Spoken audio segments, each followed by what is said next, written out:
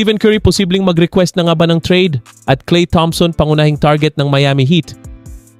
Mga ka-Dub Nation, mukhang lumalakas na ang posibilidad na tuluyan ng umalis si Klay Thompson sa Dallas Mavericks. Ayon sa mga bagong ulat, aktibong naghahanap ng trade ang Mavericks habang ang Miami Heat ang itinuturing na pangunahing kandidatong makuha ang Warriors legend.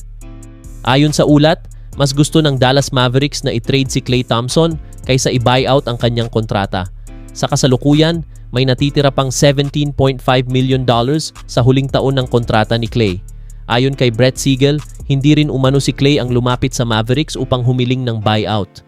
Ibig sabihin, wala pang senyales na gusto niyang putulin agad ang kanyang kontrata. Ayon naman kay Barry Jackson, malaki ang interes ng Miami Heat kay Klay Thompson. Sa katunayan, sinasabing siya ang priority target ng Heat habang naghahanap sila ng karagdagang shooting at veteran experience upang suportahan ang kanilang core na pinangungunahan ni Giannis Antetokounmpo at Bam Adebayo. Bagamat nakipag-usap ang Heat sa kampo ni DeMar DeRozan, wala pa umanong kasunduan. Ayon sa ulat, ayaw munang gastusin ng Miami ang natitira nilang salary exception habang may posibilidad pang maging available si Klay Thompson. Ibig sabihin, maaaring naghihintay muna ang Heat kung ano ang magiging desisyon ng Dallas. Sa mga nakaraang linggo, maraming Warriors fans ang umaasa sa posibleng pagbabalik ni Klay sa Golden State. Ngunit kung matagumpay na matrade siya sa Miami, halos tuluyan nang mawawala ang posibilidad ng reunion, maliban na lamang kung magkaroon ng panibagong trade o buyout sa hinaharap.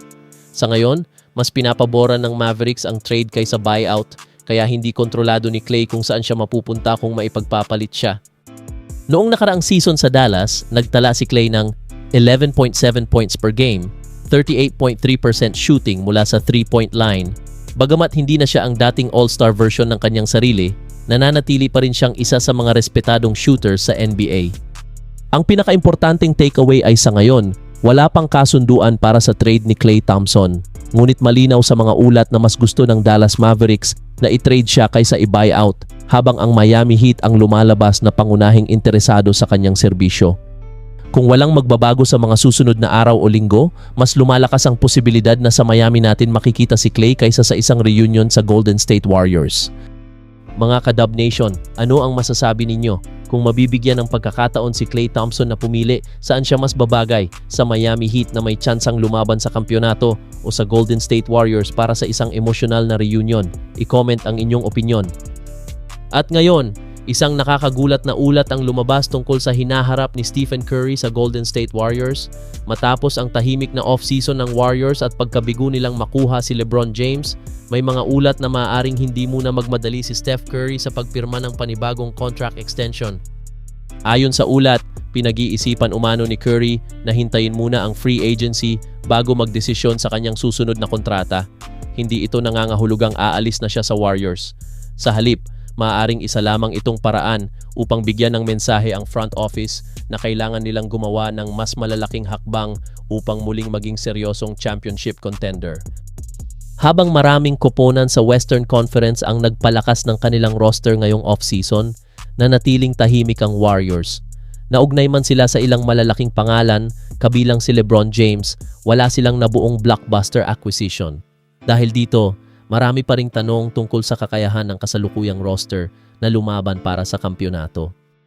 Kung sakaling ipagpaliban nga ni Curry ang extension ayon sa artikulo, maaari itong magsilbing pressure sa Warriors front office. Parang mensahe na gusto niyang makita munang seryoso ang organisasyon sa pagbuo ng koponang may tunay na tsansang manalo ng isa pang titulo bago siya gumawa ng pangmatagalang commitment. Gayunpaman, ito ay isang interpretasyon lamang ng sitwasyon, hindi kumpirmadong dahilan mula mismo kay Curry. Ito ang tanong na maraming fans ang itinatanong. Sa ngayon, wala pang indikasyon na plano ni Curry na iwan ang Golden State. Matagal na siyang simbolo ng Warriors at isa sa iilang superstar sa kasaysayan ng NBA na nanatili sa iisang prangkisa. Ngunit habang tumatagal na walang malaking pagbabago sa roster, patuloy ring lumalabas ang mga haka-haka tungkol sa kanyang hinaharap. Ayon sa pagsusuri ng artikulo, may pagkakataon pa ang Warriors na baguhin ang sitwasyon. Kung makakagawa sila ng mga hakbang na magpapalakas sa koponan at magpapakitang seryoso silang lumaban para sa isa pang kampyonato, maaari nitong mabawasan ang mga usapin tungkol sa kinabukasan ni Curry. Ang pinakaimportanteng takeaway ay, sa ngayon, Haka-haka pa lamang na maaaring ipagpaliban ni Stephen Curry ang pagpirma ng extension upang makita muna ang direksyon ng Warriors. Wala pang opisyal na pahayag na nagsasabing gusto niyang umalis sa Golden State. Ang malinaw lamang ay nasa mahalagang yugto ang Warriors at ang mga desisyong gagawin ng front office sa mga susunod na buwan ay maaaring magkaroon ng malaking epekto sa huling bahagi ng karera ng kanilang franchise icon. Mga Kadab Nation, ano ang masasabi ninyo? Kung kayo si Stephen Curry, pipirma ba kayo agad ng extension o hihintayin muna ninyong makita kung makakagawa ang Warriors ng isang malaking hakbang para sa championship? I-comment ang inyong opinyon.